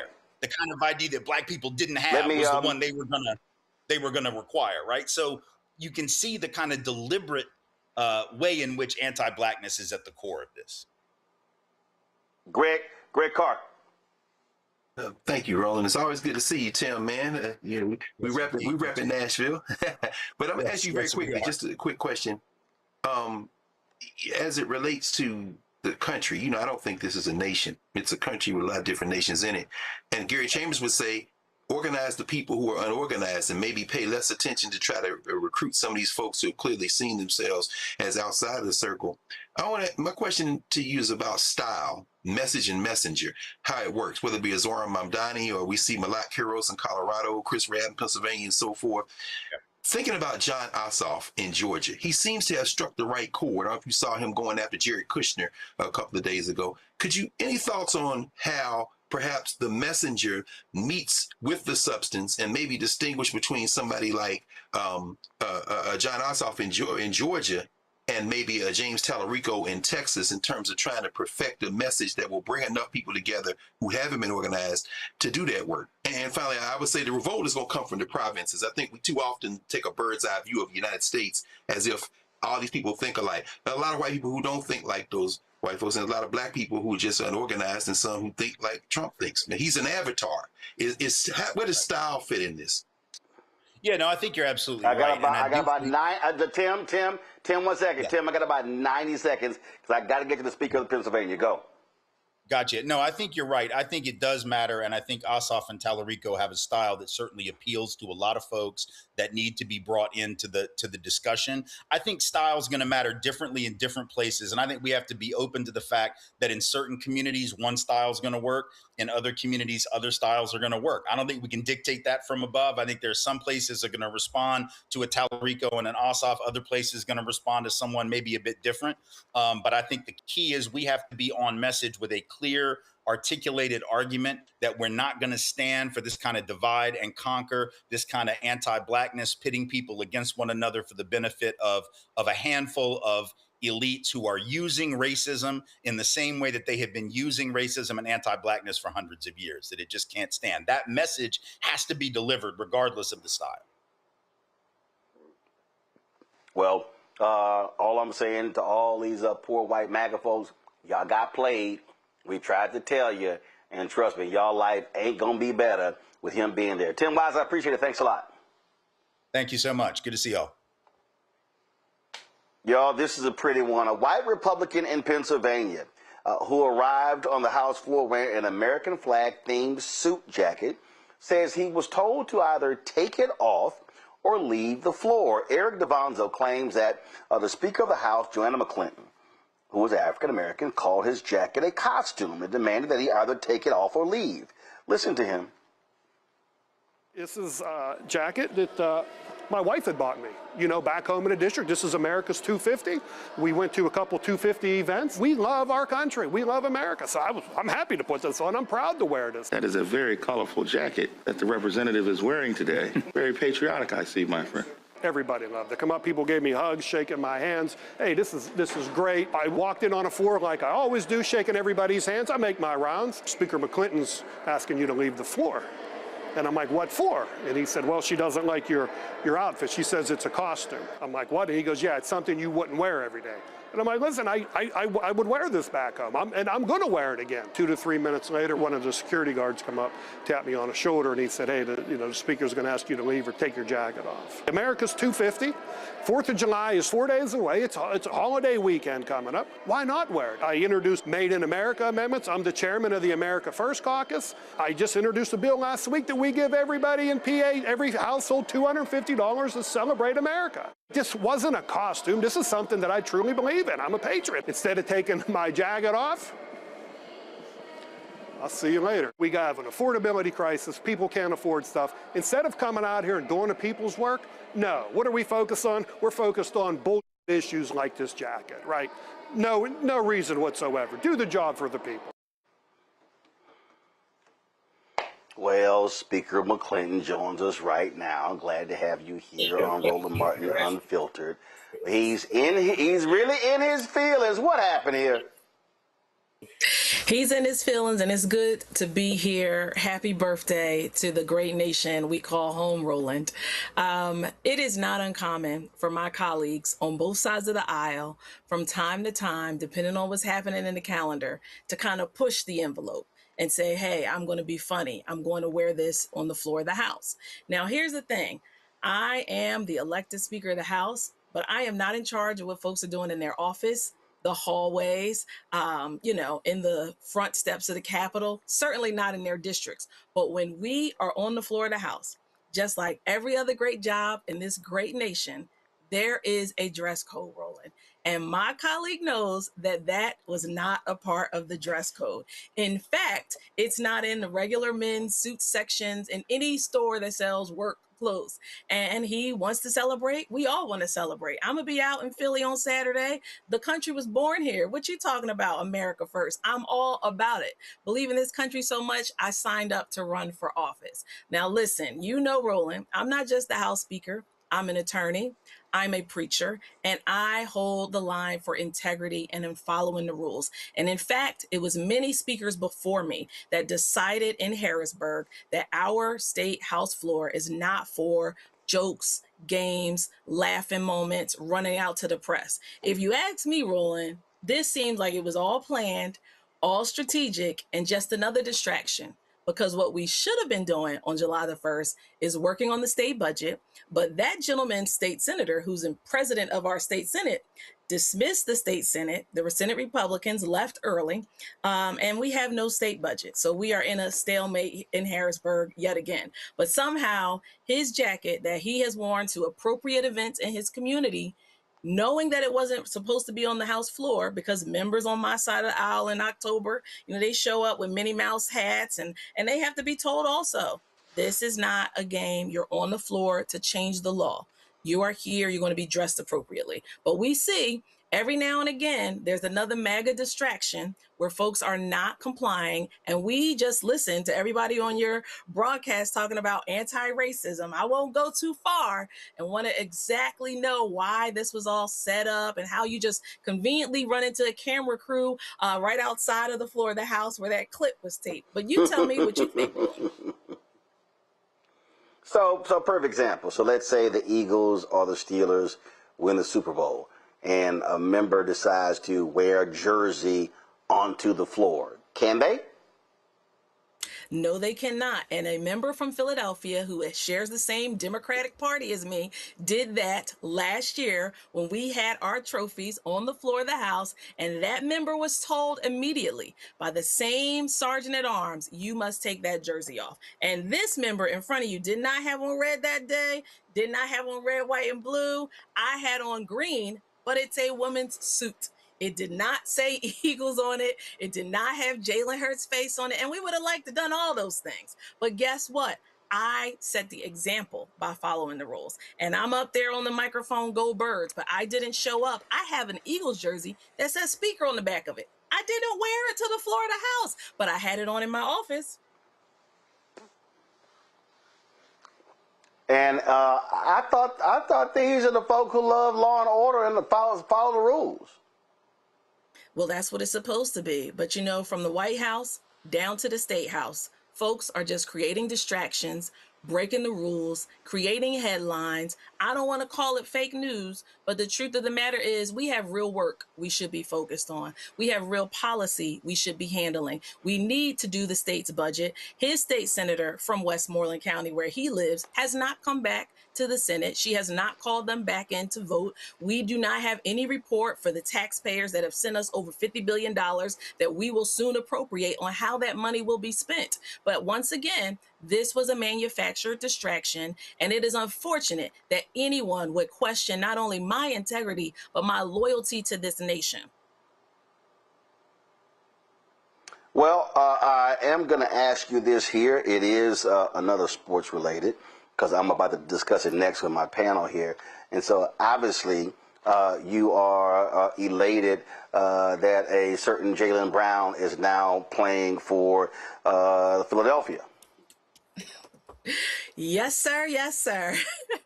My beloved Sixers got as far as we could, but New York showed us up and they went on to win. Shout out to the New York Knicks, Knicks in 5. They took care of business, but we needed some added help, and I'm so excited he's coming to Philly. All right, then. Well, we appreciate you joining us. Enjoy the holidays and be well. Thanks a lot. You too. All right, then, y'all. Boy, these folk love when they love flag stuff. All right, real quick with our panel here. Y'all heard me mention Jaylen Brown's been traded from the Boston Celtics to the Philadelphia 76ers. The trade was to be finalized on Monday, but he's already announced in the statement he's leaving. But here's what's real interesting. I can't wait to get the panel weighed on this here. Colin Cowherd said this here, quote, I had 2 NBA sources, 2 people in the league, one an executive, one a scout, say that Jaylen Brown has, it's a disease. He suddenly thinks he's the smartest guy in every room he's in. You make a lot of money, suddenly you're absolutely sure you don't want to listen to your bosses, you don't want to listen to consultants, you don't want to listen to teammates. See, Larry, they really hate athletes who are brainiacs. And Jaylen Brown, that is an absolute smart brother. They hated the fact that he never signed an agent, negotiated his own deals. They hate the stuff that he's doing. And so that's what they really can't stand. They really can't stand a truly free black man. Yeah, Roland, so let's get this out front. I'm from Philly, so I'm super excited about this trade. But that to the side. Yeah, because y'all team is trash. Because your team is trash. You need the help. He's back. We okay now. We good now. We good. Don't worry about it. Let's not talk about last season. Let's talk about what we're going to do this season with Jaylen Brown. All right, so I saw the comment and watched it from Kyle Hurd. This is not the first time he's made ridiculous comments. He's talked about other black players in Philadelphia like Jalen Hurts, Super Bowl winning MVP. So we've been talking about anti-blackness here, and this is also anti-intellectualism.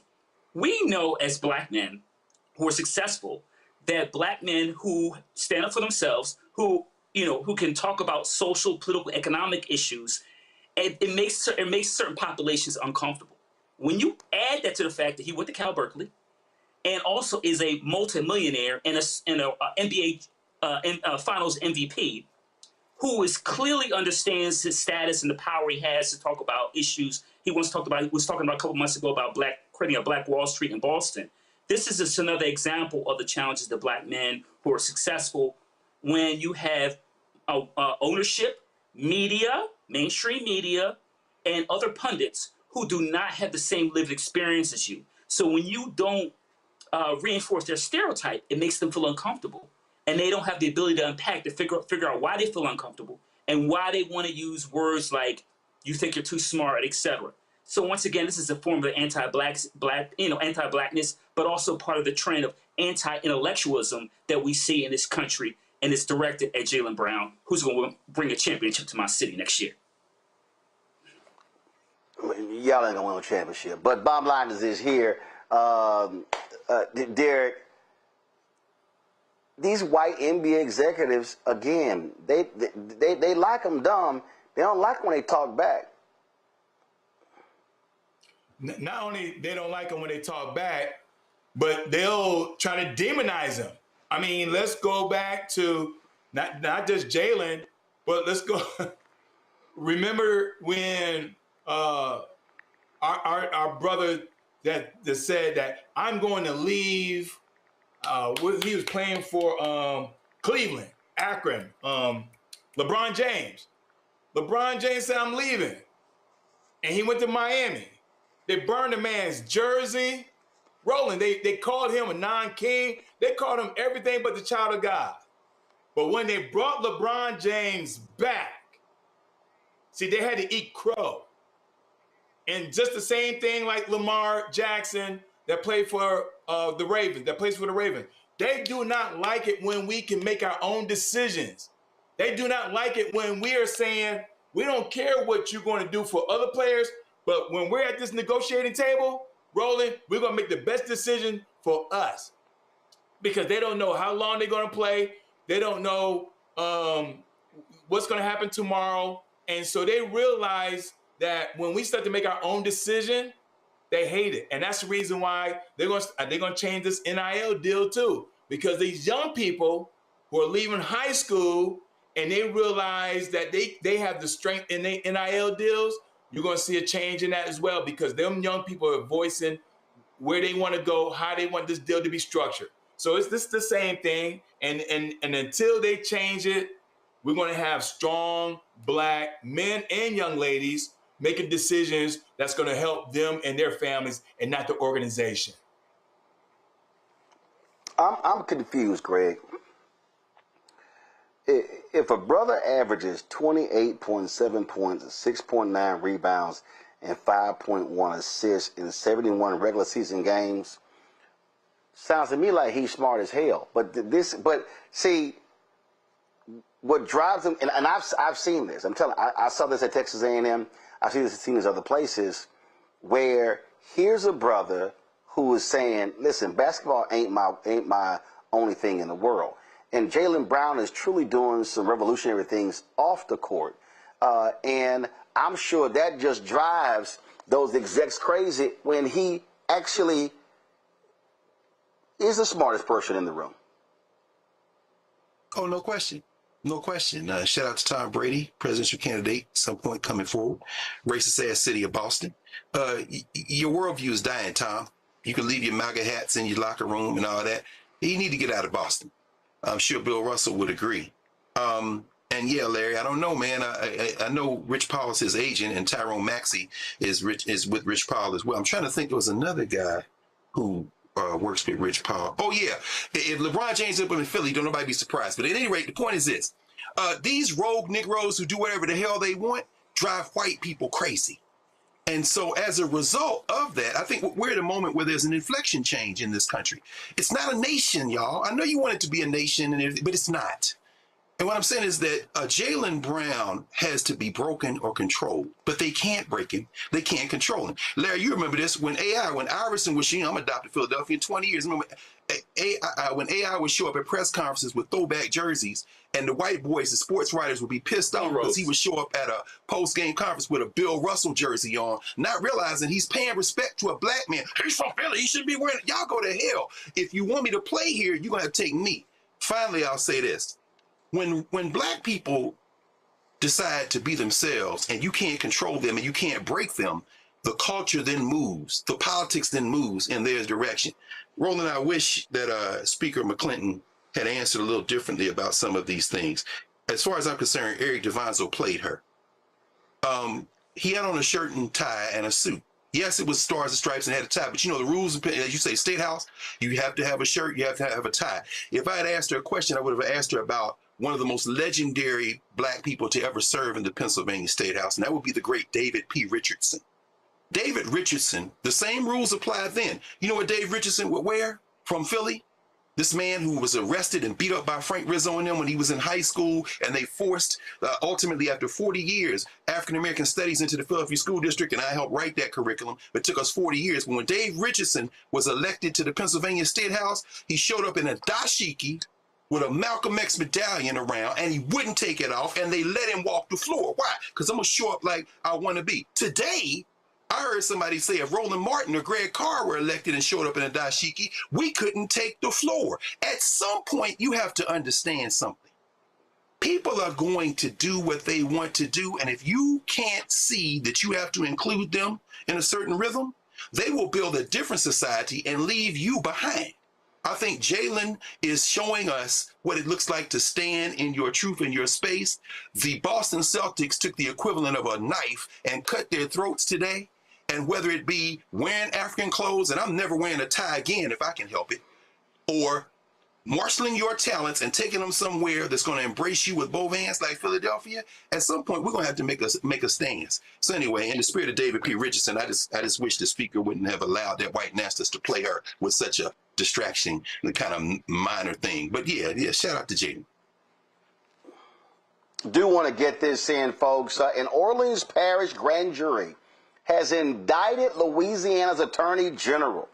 That's right. The indictment claims that Liz Muriel intimidated New Orleans city officials, including Mayor Helena Marino, threatening to remove them from office under the state's usurper law. The threats were in response to the city council's approval of a new measure to hold an election for the city's new clerk of court position created by the legislature. The legislature created the position to block Calvin Duncan, a black man, from assuming his duly elected position as clerk of criminal court. Morrell says she had no confirmation of any investigation and had never received notice from anybody. The official charges of the indictment have not yet been released. Well, first of all, let's be real clear. They're sitting here, so she's claiming she didn't know. Well, hell, your dumb ass, the Attorney General, you should know grand jury indictments are secret. How is it that you didn't know that? And remember, she sent the letter, and the mayor responded. Here's the deal: an arrest warrant has been issued. A $400,000 bond has actually been set, and that's $25,000. So she got hit with a 16-count felony indictment by this grand jury. Oh my goodness. I love this here. This is the NOLA.com story. It says that while the special counsel Lori White was speaking to reporters, she believed that Morrell's attorneys had already arrived at the courthouse, could not say when Morrell will be processed. They ain't playing. They were like, okay, FAFO, Attorney General. It's incredulous for her not to know as the Attorney General. She is the chief cop, Roland. How is it that you don't know? Well, she doesn't know because they continue to put unqualified, unfit individuals in these constitutional offices. And it's costing... Well, no. She didn't know. No. She didn't know the grand jury is considering this. But of course you don't know the grand jury is considering this because it's a grand jury. It's secret for a reason. It's right. It's sealed. She should know that. She should know that it's sealed. Right? And all I'm saying is for her to go down this path and the amount of tax dollars is costing is just incredulous to me. Well, the thing here, Larry, how much is the lawsuit, again, did it say how much the lawsuit? Again. Well, no. It's not a lawsuit.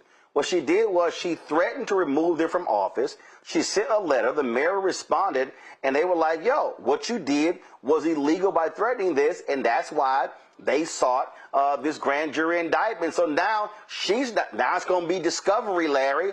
Now they're going to have to sit here and defend herself.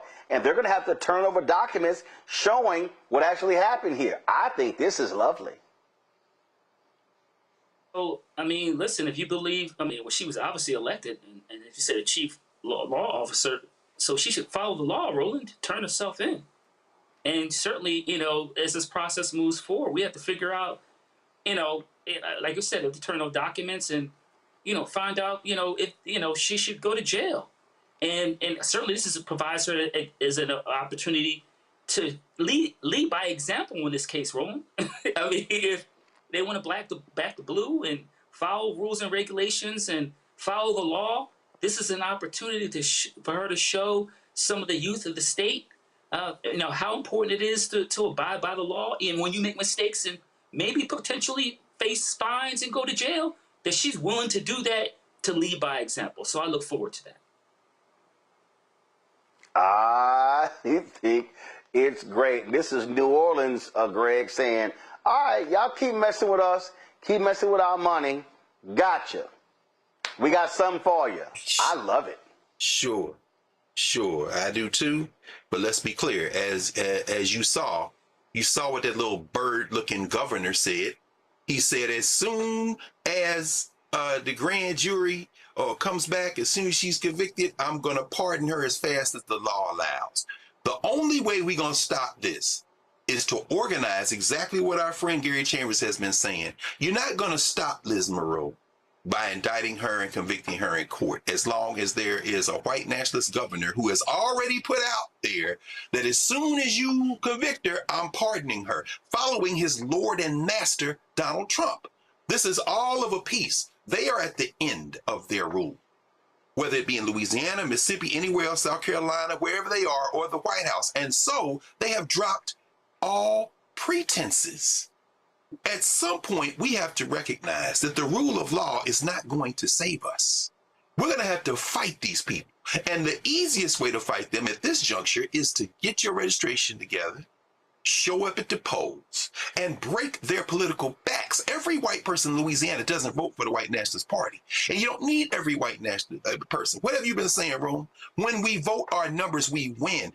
If you want Liz Monroe to go to not go to jail, I mean, you want her to go to jail, you better change who the governor is, because this white boy had already said as soon as the thing came down, oh, I'm partnering her as soon as she's convicted, if she's convicted. We have to understand how power works. The law's not going to save us. And I'm saying that as somebody who studied the law, who teaches the law. The law's not going to save us, not alone. Now, it is delicious, it's great, it's funny, but don't y'all get mad if they convict her and this man is still down there in Baton Rouge and signs a piece of paper and she comes out with her hands up in a victory, like, now who else am I going to mess with? This is a serious thing we're in right now. Indeed. All right, folks, that is it for us. Let me thank Larry. Let me thank Derek. Let me thank Greg, all my Alpha brothers, for being here on today's show. I certainly appreciate it. Thank you so very much. Hope y'all enjoy the holidays. And have a good one, folks. That is it for us. Coming up after this show, what does the 4th of July mean to the slave? That amazing speech by Frederick Douglass. We had an all-star group of people who read that, and so we're going to share that with you. Don't forget, so we're not going to have a show tomorrow. We're going to have other content that we're going to be airing on tomorrow. So I gave the folks the day off, but I'll be back live on Monday, back in our Black Star Network studios. Folks, support the work that we do. Join our Bring the Funk fan club. If you want to contribute via Cash App, use the Stripe QR code. You see it right here on the screen. Also, that's for credit cards. If you're listening, go to blackstarnetwork.com for details on how to donate. If you want to do a check and money order, make it out to Roland Martin Unfiltered. Send to P.O. Box 57196, Washington, D.C. 20037-0196. PayPal's R Martin Unfiltered, Venmo RM Unfiltered, Zelle, Roland at RolandSMartin.com, Roland at RolandMartinUnfiltered.com. Download the Black Star Network app, Apple phone, Android phone, Apple TV, Android TV, Roku, Amazon Fire TV, Samsung Smart TV. Be sure to get our Roland Martin Unfiltered swag, hats, T-shirts, hoodies, all that good stuff. Go to shopblackstarnetwork.com, and while you're there, check out our marketplace. More than 50 black-owned businesses on our marketplace, all fantastic products. Everything you see right here in our studio, all of these products available at shopblackstarnetwork.com. Folks, be sure to download the app Fan Base. Follow me at Roland S. Martin. You can check us out there.